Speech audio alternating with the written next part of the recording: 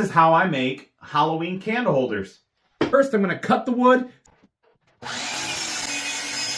Second, I'm going to paint the wood without sanding, so I have something to sand off between the layers.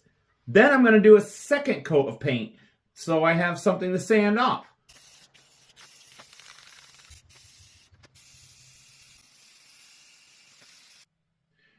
Now I'm going to sand them.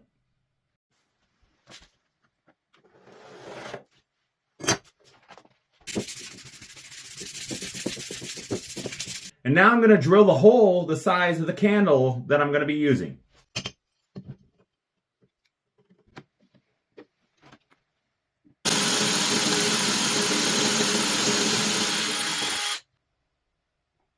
Okay, very next thing I did was cut out a stencil on my cameo so I could paint these in.